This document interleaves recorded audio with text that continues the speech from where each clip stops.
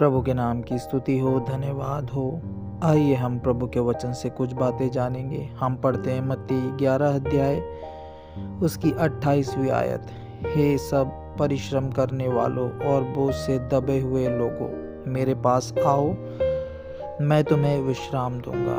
यहाँ प्रभु सभी लोगों को बोल रहा है, चाहे वो अमीर हो, चाहे वो गरीब हो, चाहे किसी जाति का हो, चाहे किसी धर्म का हो, सबको प्रभु कह रहा है। हमें कई बार क्या लगता है कि हाँ, जो संसार में जो लोग मेहनत करते हैं, जो अपना काम काज करके पैसा कमाते हैं, उनको प्रभु बुला रहा है कि आओ, अब ये सब करने की ज़रूरत नहीं है, अब तुम विश्राम करो।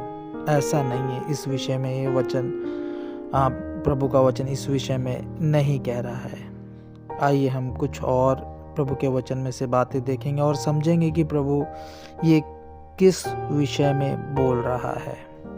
हम मत्ती 11 अध्याय उसका 20 से कुछ आयतें पढ़ेंगे। तब वह उन नगरों को उलाहना देने लगा जिनमें उसने बहुत से सामर्थ के काम किए थे, क्योंकि उन्होंने अपना मन नहीं फिराया था। हाय खुराजीन, हाय बैतसैदा, जो सामर्थ के काम तुम में किए गए, यदि वे सूर और सैदा में किए जाते तो टाट ओढ़कर और राख में बैठकर वे कब के मन फिरा लेते। परंतु मैं तुमसे कहता हूँ, न्याय के दिन तुम्हारी दशा से सूर और सैदा की दशा अधिक सहने योग्य होगी। हे कफरनहूम, क्या तू स्वर्ग तक ऊंचा किया जाएगा? तू तो अधोलोक तक नीचे किया जाएगा। जो सामर्थ के काम तुझ में किए गए हैं, यदि वे सदोम में किए जाते तो वह आज तक बना रहता।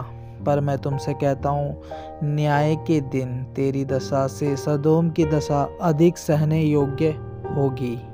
हम जब ये आयतें पढ़ते हैं तो हमें पता चलता है इन नगरों में प्रभु ने बहुत सामर्थ के काम किए, पर उन लोगों ने वो सामर्थ के काम देखकर अपना मन नहीं फिराया। हम इन आयतों में देखें, प्रभु सदोम का भी जिक्र कर रहा है, जो कि हम पुराने नियम में पढ़ते हैं, जिसके बारे में कितना विकसित और कितना शान शौकत वाला वो शहर उस समय का रहा होगा। वहाँ के लोगों ने भी मन नहीं फिराया था। प्रभु ने उस समय में उसको नाश किया है, और यहाँ अब उससे कंपेयर कर रहा है। प्रभु कह रहा है उससे अधिक सहने योग्य होगी दशा। और प्रभु कह रहा, उनमें अगर सामर्थ के काम ये किए जाते तो कब के वो मन फिरा लेते। हमारे जीवन में सामर्थ के काम क्यों होते हैं, या प्रभु क्यों करता है? जैसे बीमार चंगा क्यों हो जाता है, या जिसका कोई काम वो उसके जीवन में क्यों हो जाता है? बहुत से लोग बहुत सी समस्याओं में पड़े हुए हैं, प्रभु उनके जीवन में काम करता है, उन्हें छुटकारा देता है। एक ही बात प्रभु का वचन बताता है, मन फिराव में आना है। हम कुछ और आयतें पढ़ेंगे। मैं पढ़ रहा हूँ लूका 5 अध्याय का 1 से। जब भीड़ परमेश्वर का वचन सुनने के लिए उस पर गिरी पड़ती थी और वह गतेसरत की झील के किनारे पर खड़ा था, तो ऐसा हुआ कि उसने झील के किनारे 2 नावें लगी हुई देखी और मछुए उन पर से उतरकर जाल धो रहे थे। उन नाव में से एक पर, जो शमौन की थी, चढ़कर उसने उससे विनती की कि किनारे से थोड़ा हटा ले चले। जब वह बैठ गया, लोगों को नाव पर से उपदेश देने लगा। जब वह बातें कर चुका तो शमौन से कहा, गहरे में ले चल और मछलियाँ पकड़ने के लिए अपना जाल डालो। शमौन ने उत्तर दिया, हे स्वामी, हमने सारी रात मेहनत की और कुछ ना पकड़ा, तो अभी तेरे कहने से जाल डालूंगा।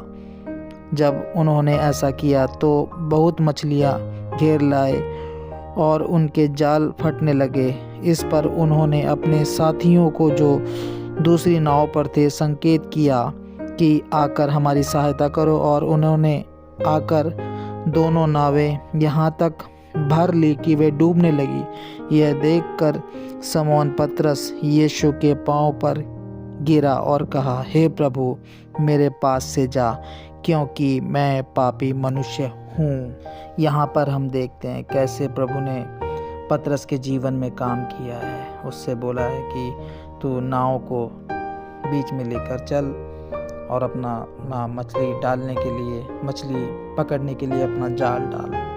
तो बोल रहा है, रात भर हमने ढूंढा है भाई, हमें कुछ नहीं मिला। अब क्या तेरे कहने से मिल जाएगा, लेकिन फिर भी तूने कहा है तो हम डालते हैं। और यहाँ तक मछली उसके अंदर आ गई, जाल फटने लगे और लोगों को बुला करके लेकर के आए वो, ताकि क्या करें, वो इकट्ठी करें। दोनों जो नाव थी मछलियों से इतनी भर गई कि डूबने लग रही हैं। तो पतरस प्रभु से कहता है, मेरे पास से दूर चला जा, क्योंकि मैं पापी मनुष्य हूँ। वो जो सामर्थ का काम उसके जीवन में हुआ, पतरस के जीवन में हुआ, तो उसे क्या स्मरण आया, मैं पापी मनुष्य हूँ।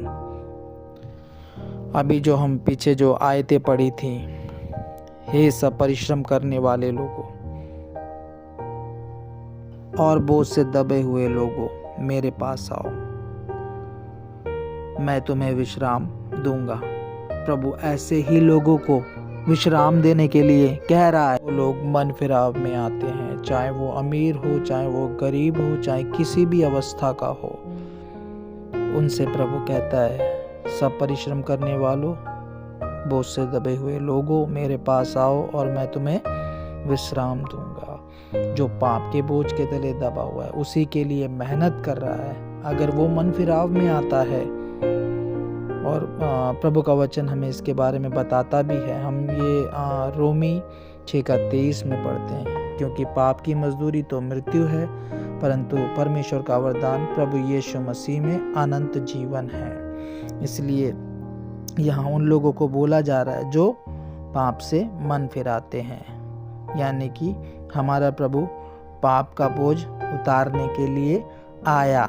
अब कहता है, अब मान लो हमने पाप यीशु मसीह को स्वीकार किया, उसके नाम में उद्धार पाया, अब आगे का जीवन जीना कैसे है, वो प्रभु बता रहा है। क्या करो, मेरा जुआ अपने ऊपर उठा लो और मुझसे सीखो, क्योंकि मैं नम्र और मन में दीन हूँ। तुम अपने मनों में विश्राम पाओगे, क्योंकि मेरा जुआ सहज और मेरा बोझ हल्का है।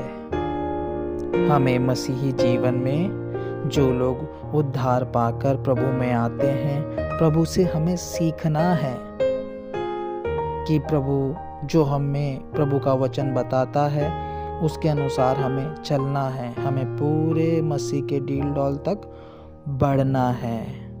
इसलिए प्रभु कह रहा है, मुझसे सीखो, क्योंकि मैं नम्र और मन में दीन हूँ, और तुम अपने मन में विश्राम पाओगे, क्योंकि मेरा जुआ सहज और मेरा बोझ हल्का है। अगर हम ये नहीं करेंगे, प्रभु के स्वभाव में नहीं बढ़ेंगे, तो हम अपने मार्ग से भटक जाएंगे। इसीलिए प्रभु ने कहा, सत्य मार्ग और सत्य और जीवन मैं ही हूँ, बिना मेरे द्वारा कोई पिता के पास नहीं पहुँच सकता। और इसी के साथ एक और आयत कि यूहन्ना 11 अध्याय उसका 25, यीशु ने उनसे कहा, पुनरुत्थान और जीवन मैं ही हूँ, जो कोई मुझ पर विश्वास करता है, यदि वह मर भी जाए तो भी जिएगा।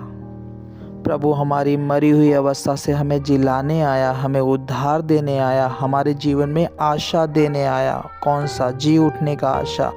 तभी प्रभु ने कहा, यदि वो व्यक्ति जो प्रभु पर विश्वास करता है मर भी जाए तो भी जिएगा। इसलिए हमें प्रभु के मार्ग को नहीं छोड़ना है। प्रभु इस वचन के द्वारा आप सबको बहुतायत से आशीष दे। आप हमारे चैनल को लाइक करें, सब्सक्राइब करें और शेयर भी करें, ताकि और लोग भी परमेश्वर का आशीष पाएं।